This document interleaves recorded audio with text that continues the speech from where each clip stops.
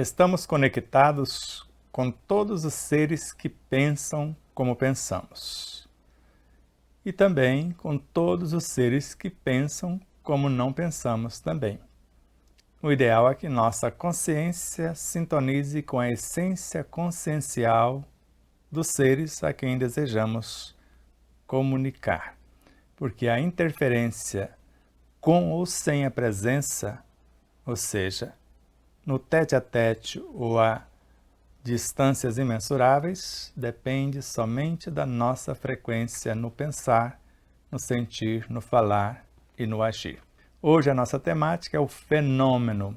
O fenômeno é o que eu vou observar e, de acordo com essa sintonia, nós vamos interferir. Eu no fenômeno, ele em mim, ou até, quiçá, ele foge de mim, de acordo com essa frequência. E conforme já começamos a falar da nossa temática de hoje, da série Devassando o Incognoscível e no monismo de Pietro Baldi, Deus é a criação, nós vimos que somos partes indissociáveis do Cristo de Deus, o governador supremo de nosso planeta, cuja fração que veio até nós falar de sua existência é Jesus, o nosso mestre, modelo e guia. Assim como já lembramos com Carlos Torres Pastorino, um dia já fomos células físicas do corpo de Jesus em outros orbes. Por isso, Jesus já esteve em nosso planeta terrestre, segundo os nossos irmãos egípcios, mais de 70 vezes, em torno de 80 vezes, com várias roupagens. Muitos acreditam que Krishna, uma das suas roupagens, e várias outras. Nunca passou um século sequer sem esse Cristo enviar um dos seus avatares, uma das suas frações mais conscientes, um dos guias da humanidade, ou um de seus ministros, e são partes componentes da sua própria realidade. Com quem Pietro Baldi se comunica? Com a voz de Deus ressoando na acústica ou no íntimo de todas as coisas. Como falamos, essa série vai chamar, ou esses dois programas, O Fenômeno, hoje a parte 1, domingo que vem a parte 2. Estamos na 8ª parte de nossa série com Pietro Baldi. E vamos começar nesta parte 1, relembrando de outra obra.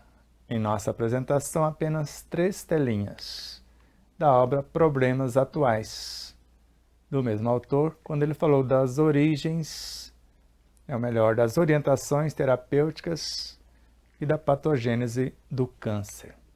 Assim, ele grafou: para manter o estado de saúde, é necessário que todo o mecanismo físico e espiritual de nosso composto humano funcione em harmonia com as principais leis que regulam a vida.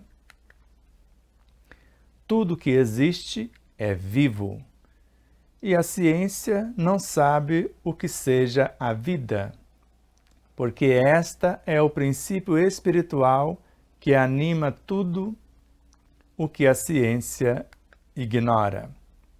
Assim, tudo que existe é um organismo a funcionar, que traz inscrita nele a sua lei.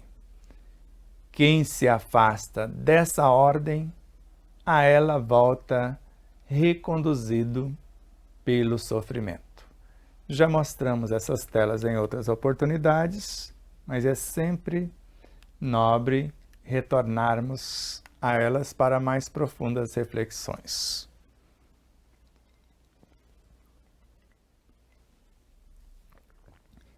E por necessitarmos de um introito para esta aula de hoje, por isso, esse retorno. Então, para mantermos o nosso estado de saúde psicobiofísica, moral e espiritual, é necessário que todo o mecanismo físico, psíquico e espiritual desde o físico até a essência do ser, de nosso composto humano, de nossa individualidade como seres imortais, em harmonia. Harmonia com o quê? Com os princípios das leis que regulam a vida, em todas as suas expressões, que é a harmonia, o equilíbrio. E tudo que existe é vivo, desde o mais simples ou mais ínfimo fascículo de luz, que é o espírito com E minúsculo em sua origem recém-nato ou recém-saído do psiquismo divino. E a ciência acadêmica não sabe o que seja a vida, porque ela pensa que a vida é a partir dos elementos com um dinamismo em movimento. E nós sabemos que um átomo é um aglomerado de forças vivas, conforme André Luiz. E a matéria mental que deu o combustível para a construção dos próprios átomos é composta de seres vivos incontáveis. Porque a ciência, ou melhor, porque esse elemento é o princípio espiritual, o espírito como princípio inteligente ou a consciência formada por sua união, que anima a tudo que a ciência ignora, porque ela só admite a partir da matéria densa. Hoje já estuda outras possibilidades, principalmente com a física quântica, mas ainda há algo para eles a partir da matéria e antes dela, inerte.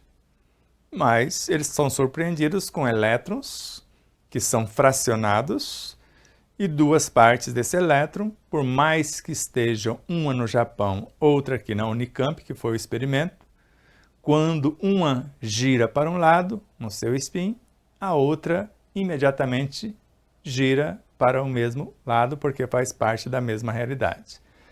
Eles não conseguem explicar 4 fótons, frações do mesmo átomo, em 4 dimensões, interrelacionando. Mas um dia chegarão lá, porque sabem que tudo é vivo, porque tudo são expressões de Deus, e Deus é um organismo vivo, imenso, mas sempre vivo. Assim, tudo que existe é um organismo a funcionar. Onde houver 2 ou mais em meu nome, começa a formar esse organismo. E nesse organismo, cria-se a função, com os elementos promovidos do próprio organismo. E a função vai criar outros organismos e, na gerência deles, se aperfeiçoar. Que vai trazer escrita a lei, que vai reger o átomo, uma molécula, uma célula, um tecido, um órgão, um corpo, a consciência e assim por diante. Então é escrito a lei que vai reger aquele fenômeno naquele estágio. Primeiro, e eu vou experienciar a partir da união com outros, formando a matéria-prima do cosmos, vou gravar a lei das etapas subsequentes e depois vou criá-la, vivenciando a lei que já está como referencial. No nosso caso, o referencial como lei é Jesus, que veio do Cristo. Como não entendemos ainda a dimensão desse Cristo, procuramos imitar Jesus, que é a lei, a luz do mundo, a porta das ovelhas. E se vivenciarmos o que ele vivenciou, criaremos em nós uma lei onde fazer a outro o que gostaríamos que nos fosse feito, amar quem nos odeia, orar pelos que nos persegue e calunia, desejar o bem a quem nos deseja o mal, não terá esforço algum, será uma consequência natural. Por isso, quem se afasta desta ordem, desta lei, a ela volta reconduzido pelo sofrimento, porque sai das linhas das diretrizes de harmonia e do equilíbrio, e com isso vai morrendo na forma, porque toda a enfermidade vai esfacelando os tecidos e matando as formas que nós estamos animando. Na questão 614 da obra O Livro dos Espíritos, a lei natural é a lei de Deus. Quem dela se afasta é infeliz, porque sofre. Quem a ela obedece é feliz, porque está em harmonia consigo, com essa lei e com a vida. Então vamos começar, nós vamos fazer todo um introito para que haja uma compreensão desse fenômeno. mas já antecipei que é o que nós estamos observando. Então, é lei que o alto se incline para o baixo. A fim de que o inferior se eleve, é preciso que o superior desça. Pelo mesmo princípio unificador da fraternidade, através do qual chegam ao sensitivo luzes e auxílios espirituais do alto. Vamos dar um exemplo simples. Então, se é necessário que o alto se incline para o baixo, ou seja, quem está um passo adiante, o professor, venha ao encontro do aluno, o mestre dos seus discípulos, porque isso é uma lei. Se eu não fizer isso, se eu recusar a isso, eu próprio não vou crescer, não vou evoluir. Porque viver entre os iguais, não fazemos esforço. Amar os que nos amam, que recompensa temos? Quais os desafios? Os desafios é descer para os abismos, se misturar nesta lama, nesse sangue, nesses tormentos, e depois viajar do abismo às estrelas, que é o título de nosso terceiro livro. Aí vocês vão perceber que os três trata-se de uma autobiografia. A caminhada que nós fizemos. Então, nós vamos mostrar a nossa história, sem falar que é a nossa história, a viagem após essa descida do abismo até alcançar as estrelas. Então, é da lei que o superior venha ao encontro do inferior, a fim de que o ser inferior se eleve, é preciso que o superior desça até ele, como fez, em nosso caso, Jesus descendo até nós, e pelo mesmo princípio unificador de fraternidade, que significa que somos um, não existe ninguém melhor ou maior, mas a diferença é o nível de consciência, sua experiência, através do qual, desse princípio, chegam ao sensitivo a quem desceu para auxiliar luzes e auxílios espirituais do alto. Então, ele não desce a esmo, sem uma programação. Quanto mais desafiadora for essa descida, esse propósito, mais assistência teremos, porque a assistência é proporcional à coragem, ao desafio, aos benefícios que vamos levar ao contexto onde estamos trabalhando ou pretendemos trabalhar. Heroísmo trágico é esta descida, porque subverte as mais sagradas forças da alma, mas é simultaneamente ascensão, porque envolve o auxílio das forças superiores. Então, esse momento é um heroísmo trágico, essa descida, porque nós vamos misturar com o charco. A flor de lótus, inicialmente como semente, ela se mistura com o pântano. Depois ela começar a desabrochar, transformando o pântano em lótus. Porque vai subverter as mais sagradas forças da alma. Nós vamos tornar um igual, como Jesus desceu até nós, por isso o chamado momento de tentação, os 40 dias no deserto. Então, as forças querendo subvertê-lo, e ele transcendeu. Mas é simultaneamente ascensão, porque se vencermos o mundo como ele venceu, eu venci o mundo. Sede vós outros vencedores de si mesmos, do próprio mundo vicioso ou perturbado, ou mais primário ou inferior. Porque envolve nessa ascensão, já que descemos como semente e vamos transformar em lótus, o auxílio das forças superiores, quer sejam de nossa consciência ou dos luminares que nos assessoram nesta jornada. Contra essas descidas, o espírito se rebela, porque ele teme fracassar. Entretanto, deve ele abaixar-se para dar-se, deve esquecer a grande paixão do céu para fundir-se na paixão humana. feita de lama e de sangue, oferecendo ao homem ignorante e sofredor uma centelha roubada ao céu na visão. Então vamos ficar atentos nas entrelinhas agora. Então, contra essas descidas, o espírito se rebela.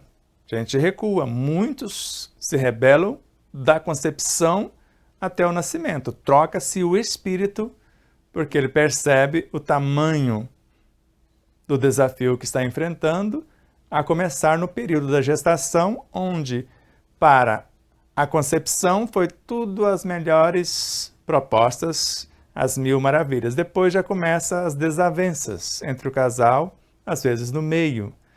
Fala, não vou dar conta desse negócio. E ele se retrai. E como muitos casos que nós conhecemos como autismo. Entretanto, deve ele, o espírito, por mais que teme, mas a equipe imensa que o assessora te dá essa segurança, abaixar-se para dar-se. O mestre ir ao encontro do discípulo. Deve esquecer a grande paixão do céu, porque lá é tudo flores, tudo maravilha, para fundir-se na paixão humana. A semente veio de altos planos do interior do fruto, de uma árvore frondosa, e ela precisa mergulhar-se nos abismos da terra, relacionar-se com esse universo da água, do ar e da luz, transformar esses elementos em essências semelhantes às que constituem a sua própria consciência. Para misturar-se com as paixões humanas, onde? Feita de lama, vícios físicos e morais, de sangue, as guerras fratricidas, o querer crescer destruindo o outro, e nós vamos oferecer ao homem ignorante daquilo que já sabemos, ou quem está descendo, e às vezes sofredor por conta dessa ignorância, nós vamos oferecer uma centelha. Mas como que eu vou oferecer uma centelha? Ele não está vendo nada, parece que eu estou tão vicioso quanto. Imagine Paulo de Tarso que desceu, se misturou com ladrões, com arruaceiro, como ele se comportava. Bem semelhante, para não se denunciar. Agora, como ele ofereceu uma centelha que foi aparentemente roubada ao céu na visão deles, porque eu sou apenas mais um. Mas existe esse diferencial íntimo que eles não estão vendo, e eu preciso ofertá-lo na tentativa de morrer como semente e transformar-se em lótus, e por isso também transmutar o pântano.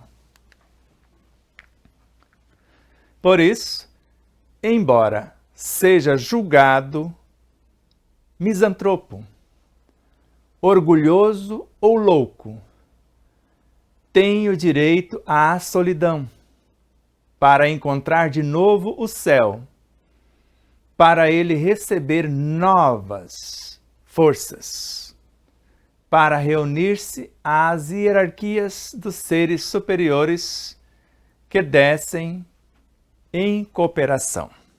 Vou até tomar água.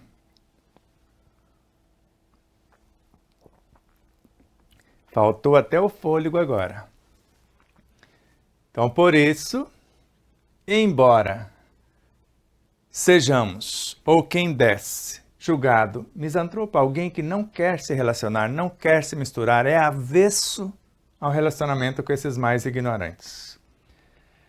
E aparentemente orgulhoso e até considerado louco por querer sair do pântano e ser lótus.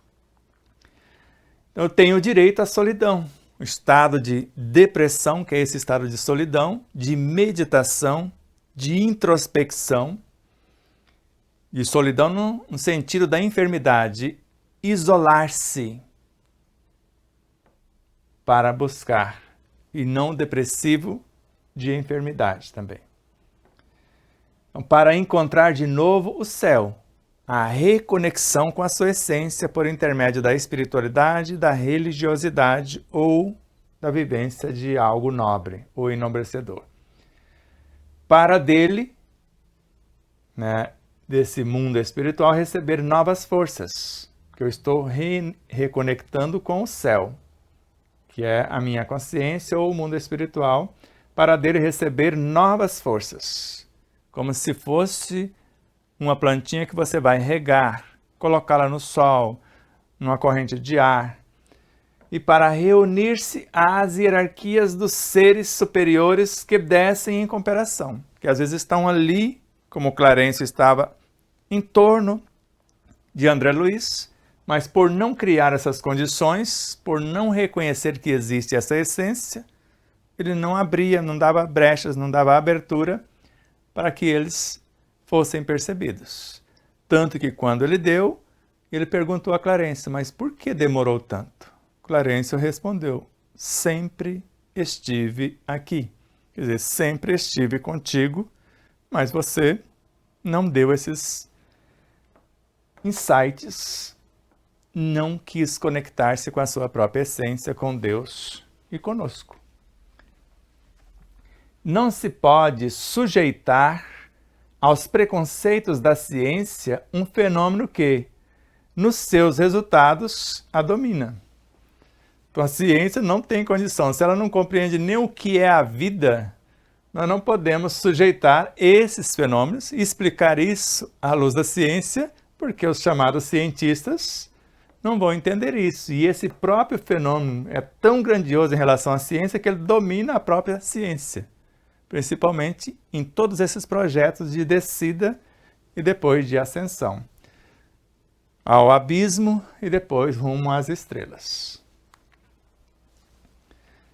Ele não responde ao comando da vontade humana que objetive uma experiência em face de uma imposição exterior. Ele se fecha e se desfaz. Então, se alguém de fora quiser forçar o acontecimento, quantos terapeutas forçam a viagem no que chamamos de regressão de memória, permitindo que essa criatura, essa consciência desça aos seus abismos. E é um comando externo, tanto que só deixam hipnotizar quem se permite e só deixa regredir quem se permite. Então, esse fenômeno não responde ao comando da vontade humana só porque alguém quer ter uma experiência, que objetive uma experiência qualquer, como nós já fizemos isso com um amigo. Ele tinha uma sensibilidade fantástica e quisemos fazer uns experimentos, não aconteceu nada, só porque nós queríamos. Mas se ele decidisse sozinho, ele faria. Então, em face de quê? Em face da imposição exterior, a criatura se fecha e se desfaz a proposta. Então, é como se eu fosse examinar o seu sangue, mas eu quero a minha maneira, ter a experiência de examiná-lo. Não peço permissão para entrar no seu mundo consciencial, no seu sangue. E por isso, a consciência governadora ou condutora do próprio tecido sanguíneo se afasta e se desfaz o seu propósito. E o resultado será totalmente diferente. Então, o fenômeno está em relação com impulsos e fatores determinantes completamente diferentes, tais como uma missão de bem ou uma excepcional necessidade do momento histórico, que justifique a intervenção de forças no caminho evolutivo da humanidade, porquanto não se determina à vontade o tipo a que a evolução lança à ribalta da vida. Então vamos dissecar um pouquinho aqui o que está aqui. Então o fenômeno está em relação com impulsos e fatores determinantes completamente diferentes com os propósitos egoísticos da humanidade terrena, por exemplo. a descida do Cristo, que para uns 7.000 anos, outros 1.000 anos, esse processo de imersão no abismo.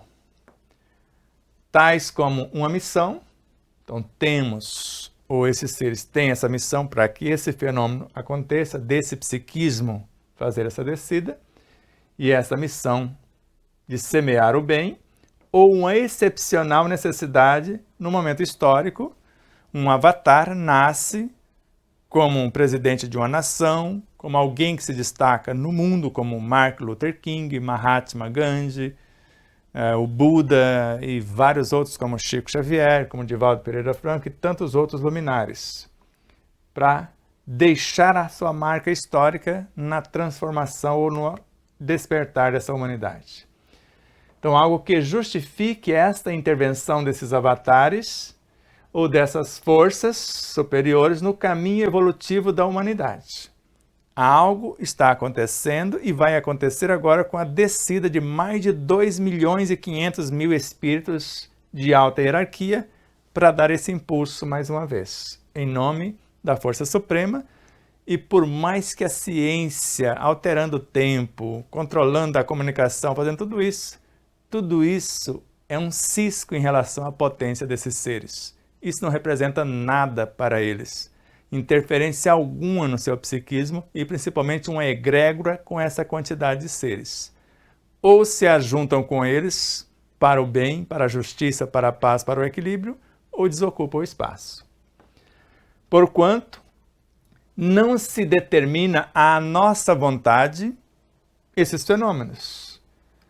O tipo a que a evolução lança, naturalmente, a ribalta da vida. Ribalta, se você for num palco, luzes da ribalta. É aquela carreirinha de canhões que ilumina o rosto dos autores, lá no palco. E aqui, essas luzes que o processo de evolução lança à vida, para iluminar essas trajetórias mais abrangentes ou impulsos mais contundentes para essa evolução. Então, o fenômeno supera em seus elementos determinantes e em suas finalidades toda a psicologia da observação e da experimentação, toda a forma mental oferecida pela psicologia científica dos tempos atuais.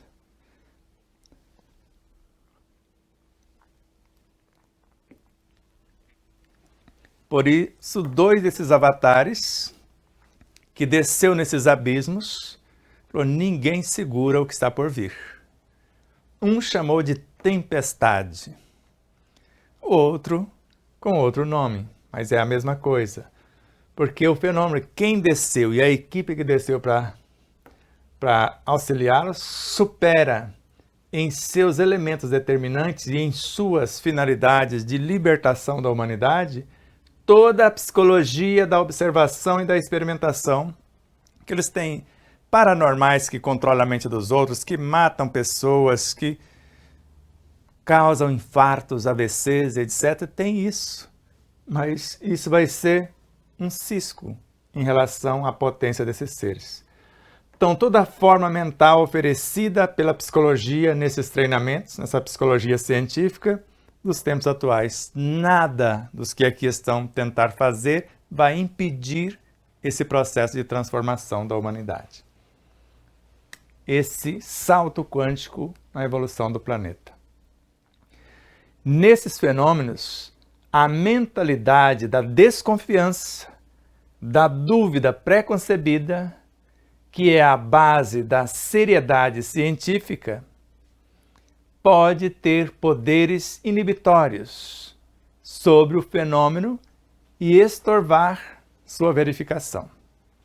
Então, só pelo comportamento desses seres que querem entender esta força superior que está chegando, e eles sabem que estão chegando. Como está na obra de Luiz Sérgio, os elementos ou seres chamados trevosos, eu tenho certeza que os filhos do Cordeiro estão aqui. Eu estou percebendo, tem um cheiro diferente, tem uma vibração diferente, mas não os vejo. E é semelhante a isso. Então, nesses fenômenos, a mentalidade da desconfiança, dessa ciência que desconfia de tudo, da dúvida pré-concebida, porque tem ideias pré-concebidas e duvida do que estão vendo, que é a base da seriedade científica atual, pode ter poderes inibitórios sobre o fenômeno e estorvar a sua verificação. Mas não foi o caso do nobre cientista George Washington Covell. Ele tinha um comportamento moral e espiritual e ele transferia a essência do seu fenômeno consciencial para a essência do fenômeno observado, de uma planta, de um animal, e nesta comunicação ele colhia as informações que ele queria, dos valores nutritivos de uma planta, dos valores da proteína animal e tudo que ele necessitava sem torturar, para o processo de cura, sem precisar torturar a cobaia ou sem dilacerar o próprio vegetal. Estudando a folha de um vegetal, ele compreendia o movimento de uma galáxia, por exemplo. Então, o fenômeno baseia-se na sintonização psíquica e a mente do observador. Se não afasta com suas emanações um objeto do microscópico, nem influencia um fenômeno físico ou químico, pode paralisar todo o funcionamento de um fenômeno psíquico.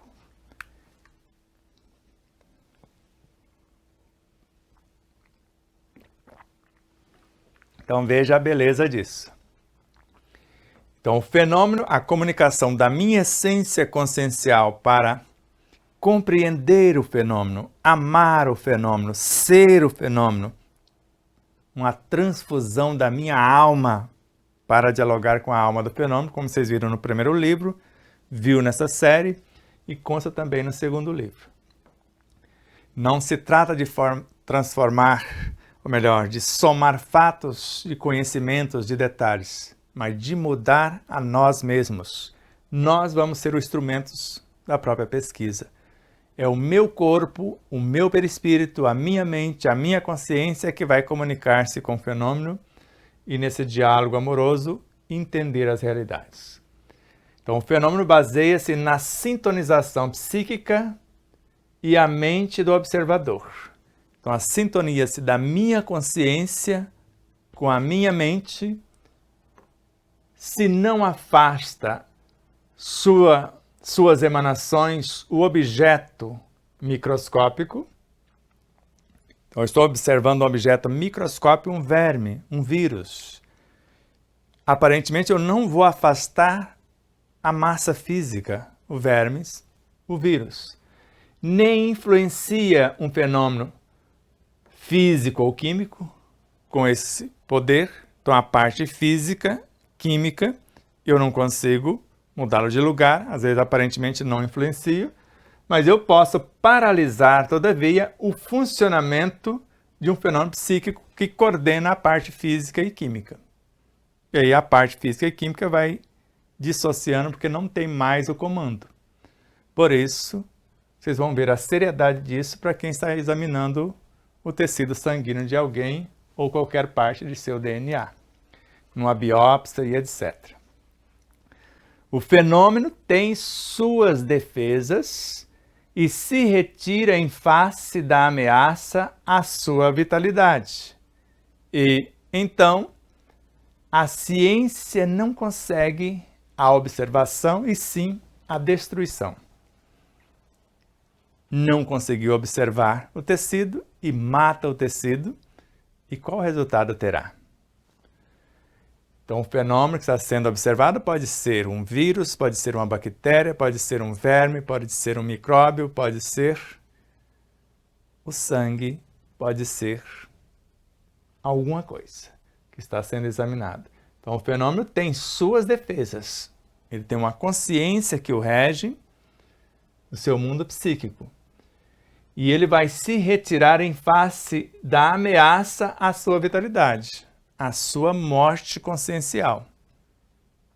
Porque a parte psíquica pode ser também muito prejudicada.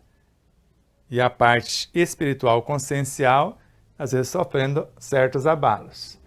E então a ciência não consegue a observação e sim a destruição. Destruiu a oportunidade porque afastou a consciência diretora do fenômeno e por mais que examine a parte física, química, não tem mais o comando para mostrar o câncer.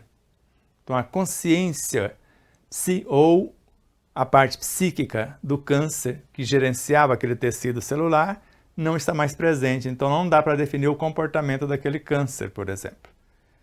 E nós prejudicamos o processo, o resultado da biópsia, ou o que está manifestando no sangue, quer seja no plasma, quer seja nas plaquetas, quer seja nas hemácias, quer seja nos leucócitos e assim por diante.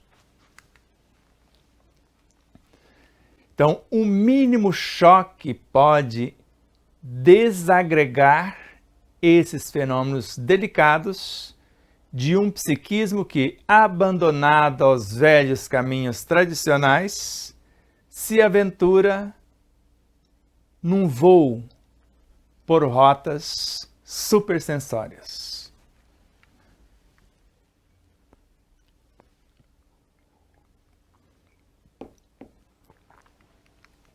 Então vejamos.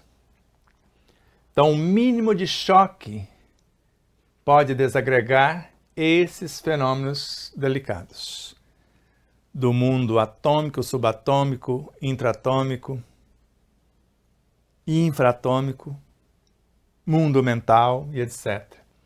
Ou até outros estágios. De um psiquismo que está gerenciando a situação, e você lembra, eletricidade, vida, o dinamismo, depois a parte desse psiquismo se formando, até transformar-se no espírito e na consciência. Que agora, abandonado os velhos caminhos tradicionais, que ele saiu da sua naturalidade, porque alguém bagunçou ali o espaço, então ele vai se aventurar num voo por rotas supersensórias.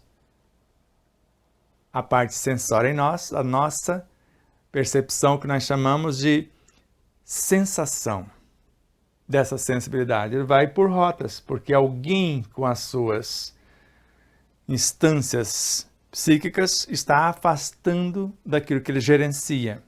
E ele vai se aventurar por essas rotas supersensórias. E sai dos seus caminhos tradicionais, seus caminhos naturais. E, no entanto, devem realizar-se no mundo psíquico humano, por conta disso, que muitas vezes pode ser a mais rebelde e imprópria atmosfera para que esse exame se dê. De carreirinha, então. Então, um mínimo choque pode desagregar esses fenômenos delicados, desde a consciência de um humano até esses ínfimos seres que o compõem, de um psiquismo que, abandonado aos velhos caminhos tradicionais, se aventura num voo por portas supersensórias. E, no entanto, devem realizar-se no mundo psíquico humano, principalmente do médico, do terapeuta, do bioquímico, ou do cientista, ou de quem está examinando para entender o fenômeno, o que ele está investigando, que muitas vezes pode ser a mais rebelde e imprópria atmosfera que o cientista, que o médico, que o enfermeiro, que o hospital está criando para que haja a compreensão do que está acontecendo com o indivíduo ou aquilo que nós estamos investigando.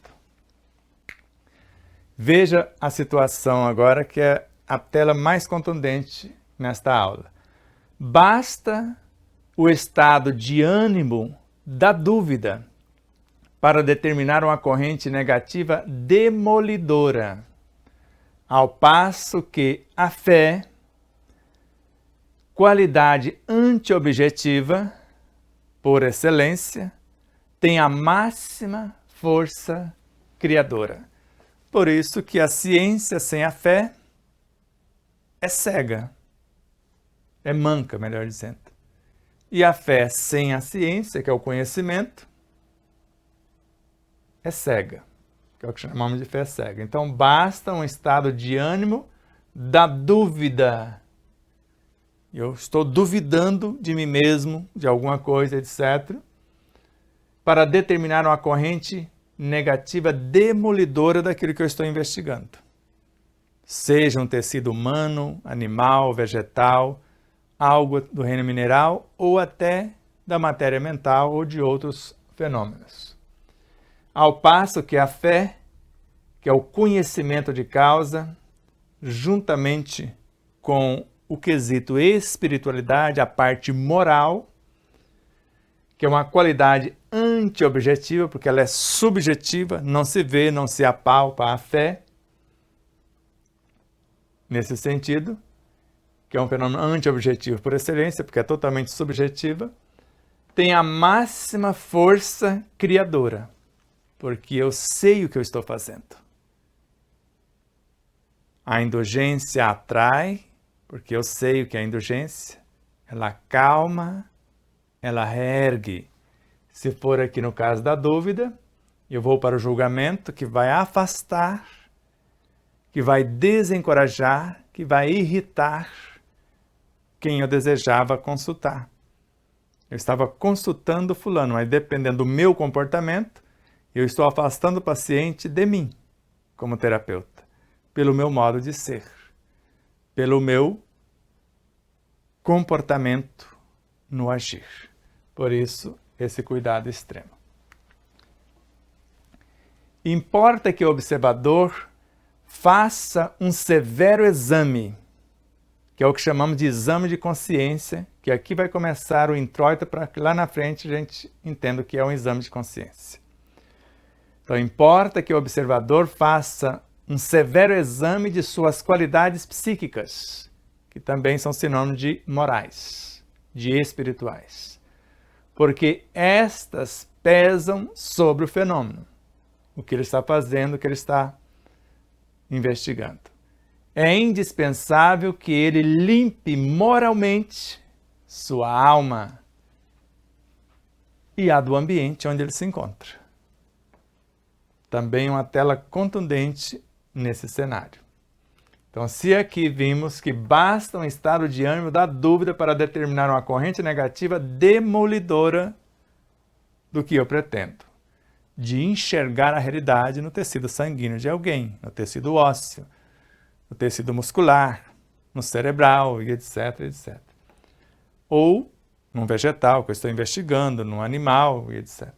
Ao passo que a fé, se eu tenho a parte espiritual, por excelência, eu vou ter a máxima força criadora das melhores condições para que a realidade, a verdade se revele. Porque a verdade é aliada ao bem. Se o bem de todos não é o eterno princípio, a verdade que busco não acende, não acede, não atende o meu convite. Importa, então, que o observador faça um exame de consciência de suas qualidades psíquicas, morais e espirituais, porque essas pesam sobre o fenômeno, para que o sucesso aconteça. Então é indispensável, além disso, que ele limpe moralmente sua alma, que é o que está aqui, e também a alma do ambiente. Então agora não é só ele limpando o seu psíquico, tem os demais que participam com ele no contexto, e o ambiente também tem uma alma.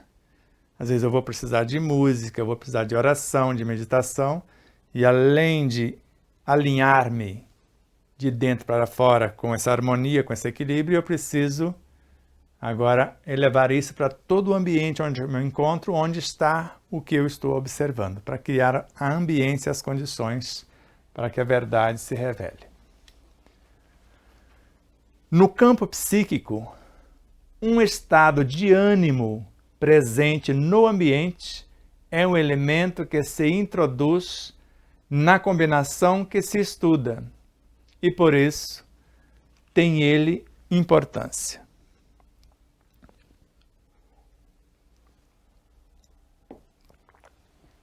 Aqui é só a comprovação.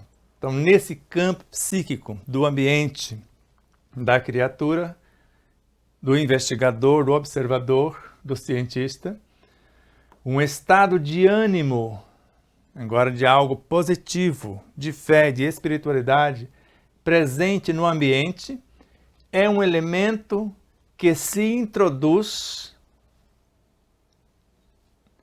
na combinação que se estuda. Eu estou estudando o sangue, algo, e eu estou introduzindo esse estado de ânimo positivo, e por isso tem ele importância para que o resultado se dê da forma mais verdadeira e harmoniosa e equilibrada possível.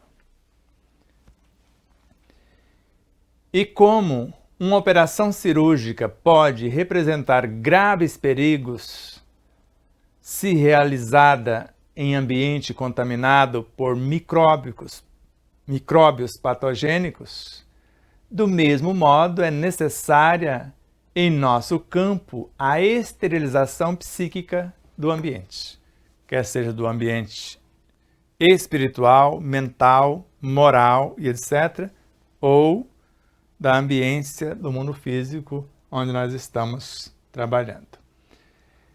Então, se uma operação pode ser colocada o paciente em risco, se não tiver a higiene suficiente, por conta da presença de micróbios patogênicos, então essa ambiência pestilenta, essa perturbação psíquica, emocional, moral, espiritual, se não esterilizada, colocamos tudo a perder. Então, além da asepsia para a cirurgia, a esterilização psíquica do ambiente. Essa harmonia com a vida, com as leis e consigo mesmo. O mundo psíquico tem seus parasitos, seus micróbios patogênicos, suas correntes de vida ou de morte, e às quais está exposto plenamente o sensitivo quando, alijados os invólucros, se abandona à inspiração com a alma desnuda.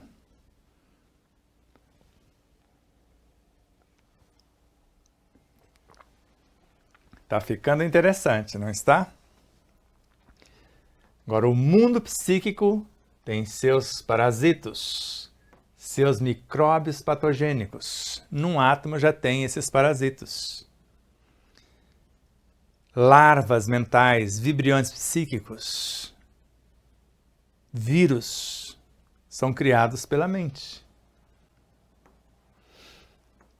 Suas correntes de vida ou de morte, às quais está exposto plenamente o sensitivo. Agora nós vamos estar exposto a isso quando saímos do corpo para investigar, às vezes, a nossa própria consciência, para aprender algo fora do corpo, que pode ser essa descida nos abismos, espiritualmente sem o corpo físico, ou essa viagem como se fosse a visita em outros locais do próprio pântano, onde está a flor de lótus. Então, o mundo psíquico tem seus parasitas, seus micróbios patogênicos. Agora está aqui todo o mundo psíquico aqui no entorno empesteado desses elementos. Suas correntes de vida ou de morte, as quais eu vou ficar exposto se eu sair do corpo para avançar para algum ponto.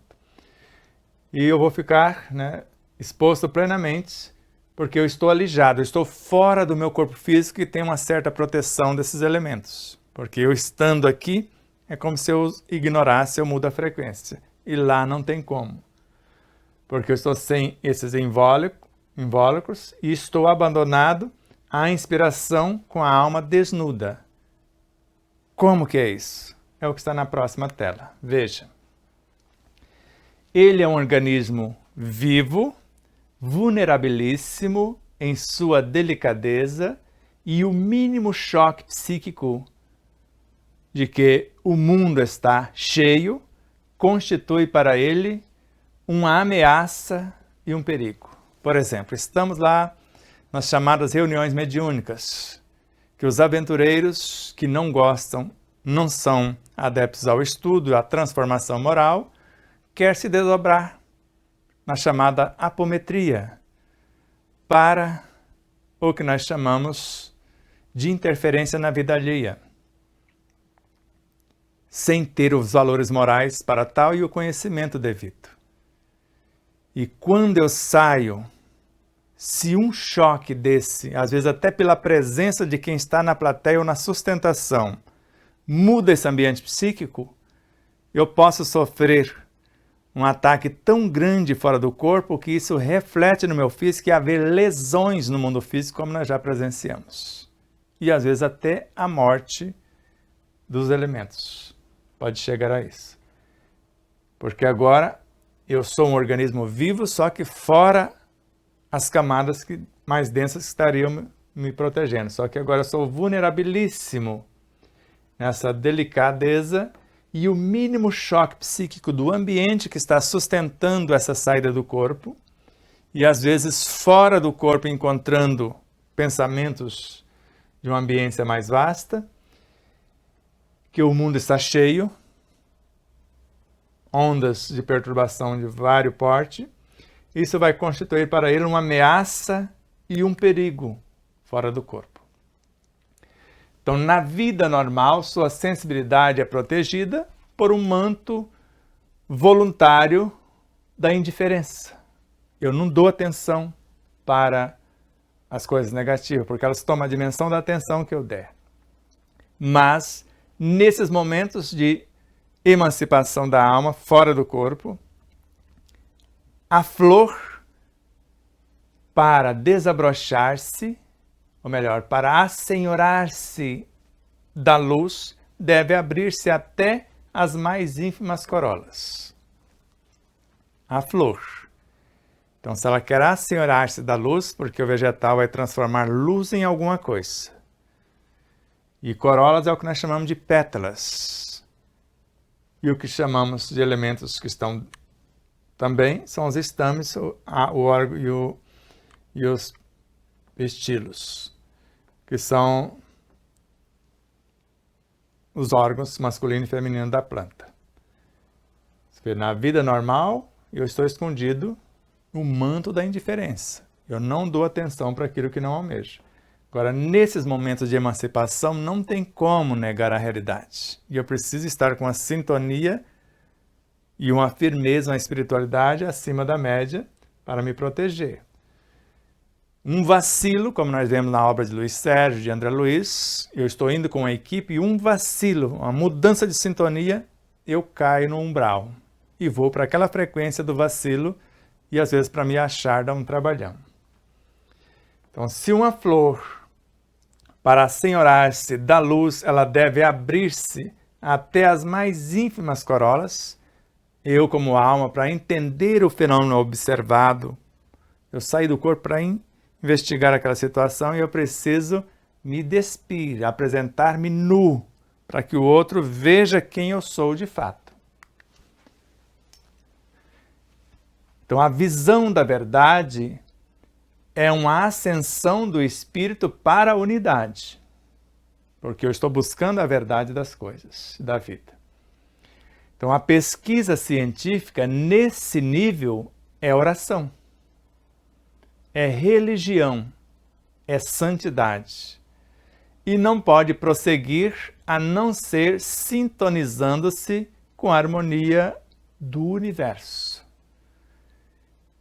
E isso porque, a um certo ponto, a verdade e o bem se identificam e sem o bem, a verdade não acede ao conhecimento e se esconde à investigação humana.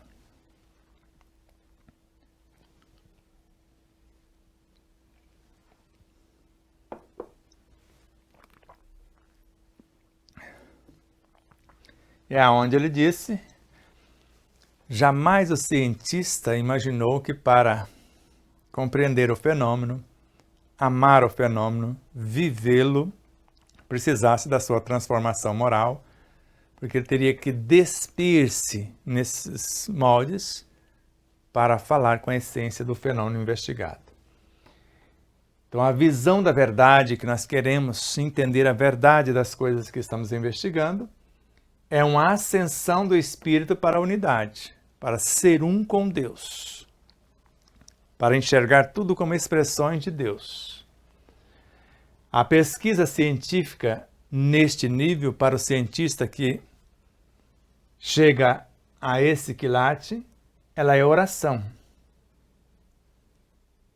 Oração é força, ação é serviço. É um trabalho de conexão com Deus em todas as coisas.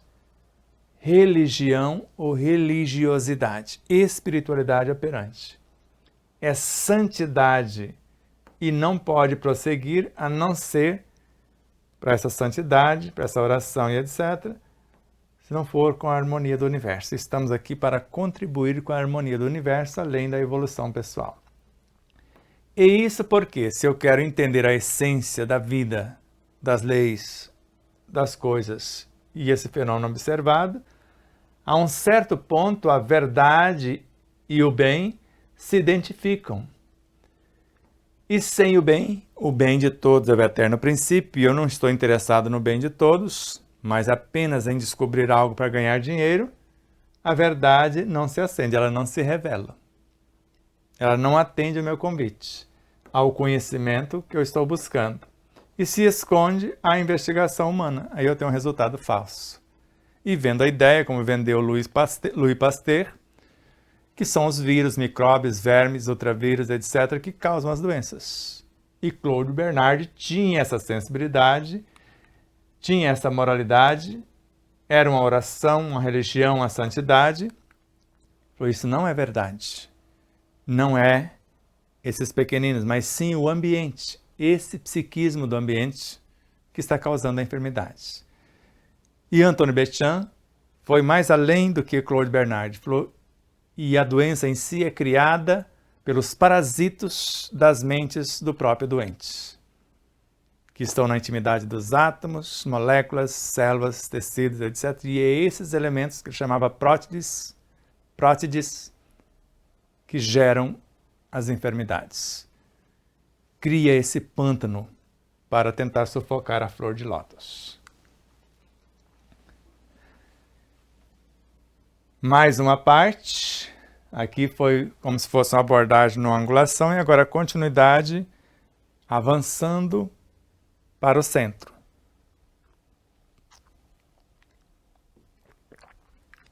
Elevando o tom. As noures não são somente correntes psíquicas, porque a obra chama-se As Noures, Técnicas e Recepções das Correntes Mentais, das correntes de pensamentos. Então essas noures, essas correntes de pensamento, não são somente correntes psíquicas, que é o que foi falado até agora. Uma espécie de pensamento radiante, apenas vestido de onda dinâmica, que é o mecanismo da vida, mais degradada e evolvida, com seu único suporte sensório.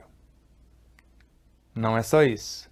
São correntes conscientes que conservam, e aí nós chamamos de consciência, que conservam com umas inferiores formas dinâmicas, forma da vida, mais densa, as qualidades típicas, e neste caso, conscientes do centro genético. Por exemplo, se eu estou observando uma célula, eu não vou perceber esses processos psíquicos, essas noures, essas correntes de pensamento, esse fenômeno governador apenas nas organelas, em todo o citoplasma. Eu vou perceber que há um comando maior no núcleo da célula. Enquanto se percebe que a membrana seria o cérebro, o núcleo é a consciência. Então, as noures não são somente correntes psíquicas, porque são também correntes psíquicas, correntes de pensamento. uma espécie de pensamento radiante. Eu estou vendo só o pensamento radiante, não são só isso. Apenas vestido de uma onda dinâmica mais degradada. Quando ele fala mais degradada, é que passa pelos processos de transformação e evoluída. Mais degradada não quer dizer negativo. É um processo de transmutação para o positivo. Com seu único suporte sensório, como se fosse apenas esse suporte sensório mais periférico. São correntes conscientes agora de consciência governando esse psiquismo para governar o mundo dinâmico que é o físico.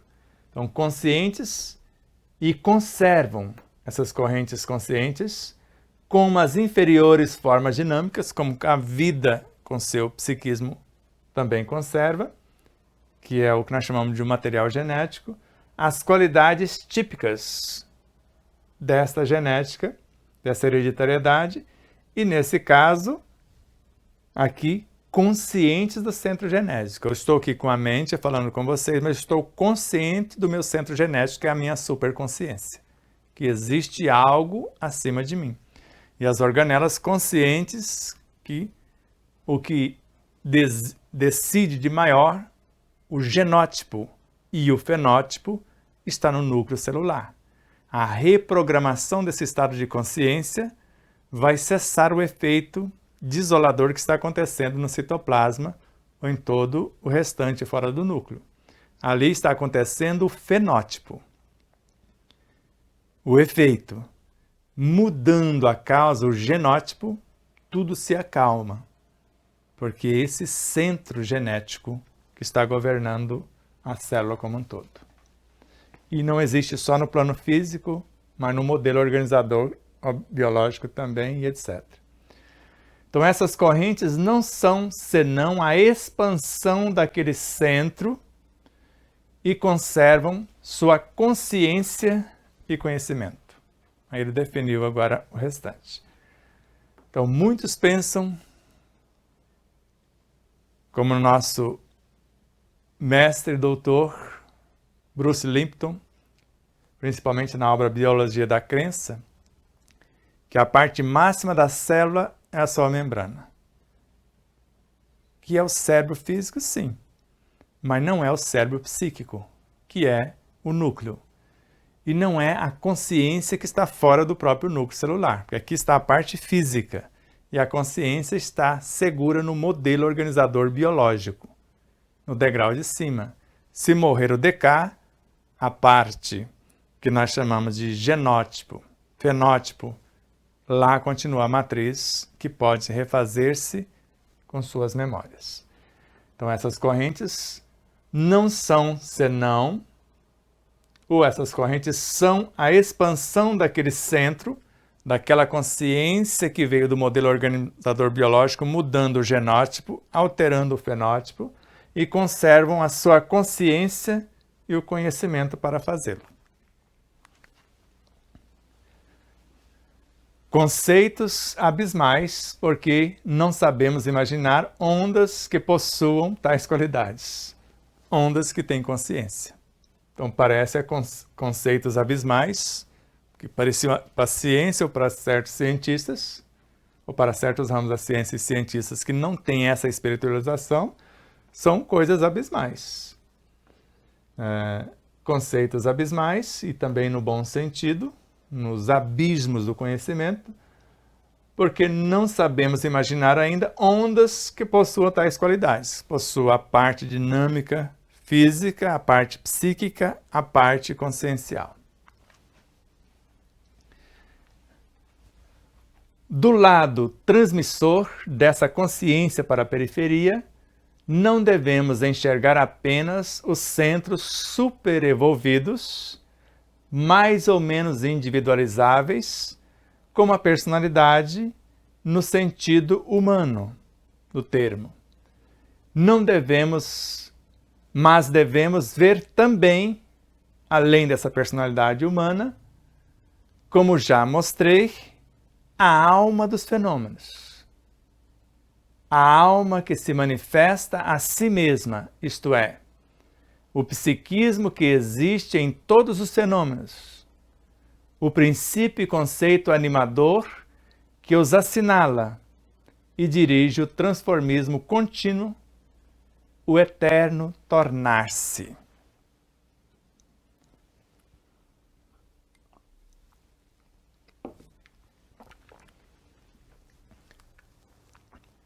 Magníficas informações também. Então, do lado transmissor, da essência para a periferia, da consciência no modelo organizador biológico para o núcleo celular, depois para o citoplasma. Não devemos enxergar apenas os centros superevolvidos ou superevoluídos, mais ou menos individualizáveis, como a personalidade. Eu estou vendo tudo aqui na personalidade, a mente subconsciente, perispírito e corpo, mas não estou vendo a alma que está governando. No sentido humano, não é somente isso. Mas devemos ver também, como já mostrou, porque ele mostrou radiação, radioatividade, radiação, luz, calor, eletricidade, vida, depois psiquismo, espírito, a alma. Agora vamos ver a alma dos fenômenos, porque todo fenômeno tem uma alma. Um átomo tem uma alma, uma molécula, uma célula, um tecido, um órgão, etc. Tudo. A alma que se manifesta a si mesma. Ela está mostrando a que veio, que gerencia o fenômeno. Isto é, o psiquismo que existe em todos os fenômenos, governando todas as coisas, já que tudo é vivo, como ele próprio disse. Então, o princípio e conceito animador que os assinala. E se assinala, sinaliza como lei que vai mostrando o caminho a seguir. E dirige. Então, mostra o caminho e dirige o transformismo contínuo, o eterno tornar-se. Tornar-se de eletricidade em vida, de vida em consciência.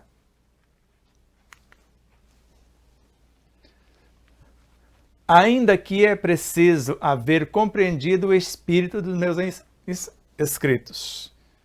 Se não entendemos até agora, aí precisamos voltar e rever essa série desde o início, para entender o espírito, como ele diz, que cada individualidade é composta de individualidades menores, que são de outras ainda menores, até remontarmos à origem da vida.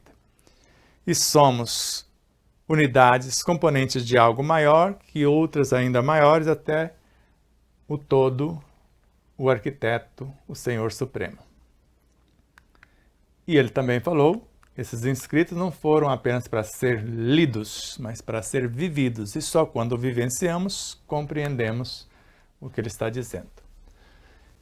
Por exemplo, uma pedra também é viva e existe nela um psiquismo animador, concebido pelo conceito divino que a cada instante nela se manifesta exteriorizando-se.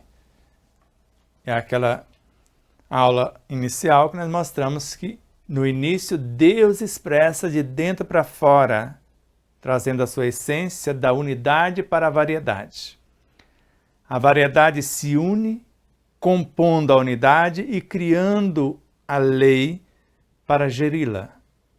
Moléculas criando os nucleotídeos, que criam o RNA, que cria o DNA, e os estados superiores são leis ou a gerência, o princípio animador daquilo que antes era. Primeiro eu obedeço os fenômenos físicos, vou me elevando até governar os fenômenos físicos. Mais tarde, eu comando e dirijo os fenômenos morais. O corpo físico sofre transformações sucessivas até a sua completa purificação. Ou melhor, o corpo físico sofre transformações sucessivas até se confundir com o perispírito, transformar-se de algo físico, vida, em psíquico. E esse vai sofrendo transformações sucessivas também, o psíquico, até atingir a natureza do espírito puro, o estado de consciência, o âmago do ser.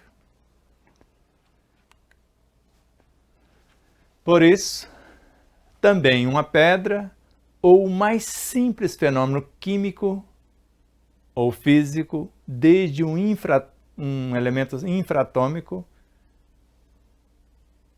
químico ou físico, no universo dos átomos ou das moléculas e células, emana noures e é perceptível como noures no meu mais elevado nível de consciência.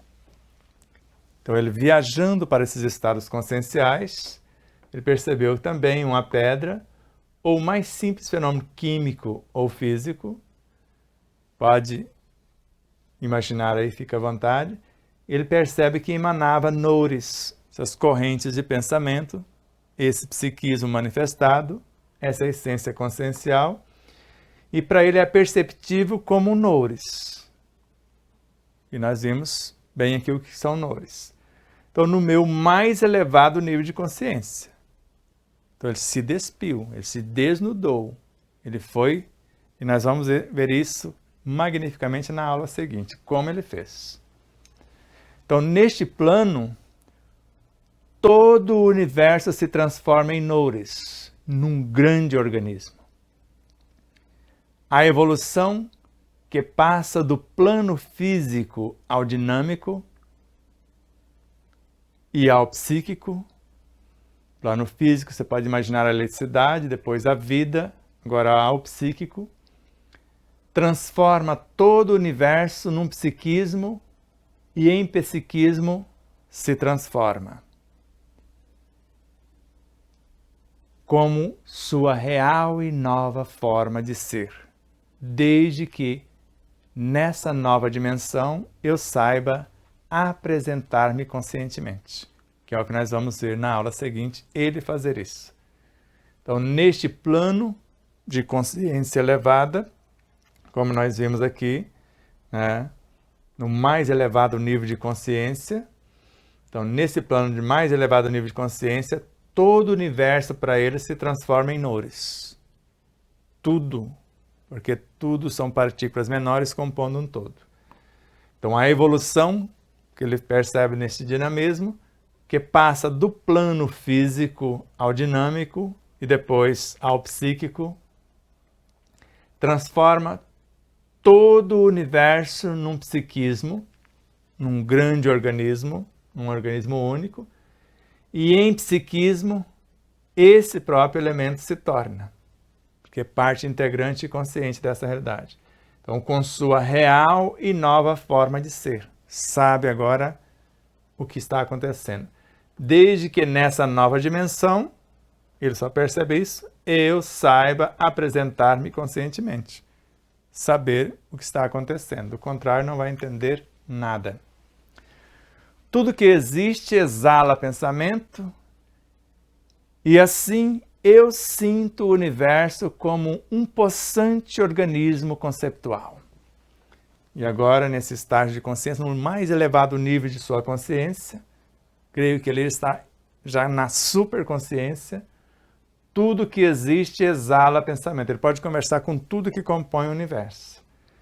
E assim eu sinto o universo como um possante organismo conceptual, que tudo gera de concepção, algo que está concebendo em Deus, tudo é imanente, tudo nasce, vive e se move. A verdadeira grande noure que eu aferro e registro é a emanação harmônica e orgânica do pensamento infinito de Deus. E agora ele já percebe que é um organismo único e ele está sendo um com Deus. Então, e a verdadeira grande noure, e agora aqui, com N maiúsculo, que eu aferro, que ele está percebendo e registrando, é a emanação, eu colocaria emanação harmônica e orgânica do pensamento infinito de Deus, já que em Deus tudo é imanente. Emanar é de mim para você, sai do meu mundo para o seu. Se for um circuito fechado em mim, é emanação. E finalizando, cai então naturalmente o véu dos mistérios e tudo expressa a substância de seu ser numa espontânea revelação. É a transfusão de alma. E nós vamos ver isso ao vivo e a cores na próxima aula, de uma forma magnífica, de um fato constatado, vivenciado pelo próprio Pietro. Só lendo, sem falar nada, tudo que existe exala pensamento, e assim eu sinto o universo como um possante organismo conceptual. A verdadeira grande noure que eu aferro e registro é a emanação harmônica e orgânica do pensamento infinito de Deus. Cai, então, naturalmente, o véu dos mistérios e tudo expressa a substância de seu ser, numa espontânea revelação. Por isso que Deus não tem segredos para com seus filhos. Agora pede esse preparo para que a gente possa suportar as revelações. E quando ele fala substância, normalmente nós chamamos de essência. Nós invertemos a ordem. Substância para nós é o mais primário e essência seria o mais sutil. E ele chama de substância o que há de mais nobre e puro nessa realidade consciencial. E com isso, terminamos mais esta aula. E aqui você pode perceber que só pode vir na sequência a parte 2 da mesma proposta, que é o fenômeno. Então, com isso, fica a reflexão. Pedimos a você encarecidamente que, se não está inscrito em nosso canal, se inscrevam. Se já se inscreveram, convide mais 10 pessoas a fazê-lo. Ajude-nos, tanto em nosso canal, quanto no Davi Ascenso, quanto na Adriana Rochas, que são nossos parceiros diretos, e outros tantos que nós citarmos. Curta os vídeos, dizendo se gostou ou não gostou, faça o seu comentário e nos ajude a expandir a mensagem para que ela possa chegar em outros tantos corações.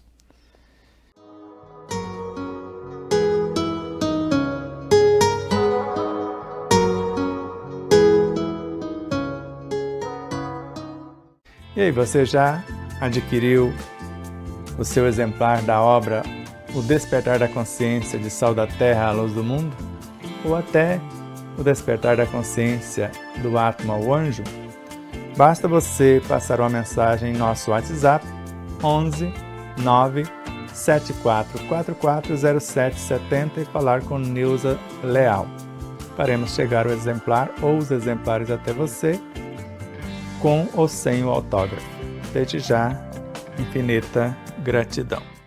E espero que vocês possam rever, compartilhar, se inscrever. Diga que gostou ou não gostou, faça seus comentários, porque é sempre uma honra imensa tê-los como os nossos auxiliares, não só a vossa audiência, por nos seguir em nossas redes sociais, por se inscrever aqui no canal do YouTube, por compartilhar, por fazer tudo o que possa para nos auxiliar nessa interminável jornada.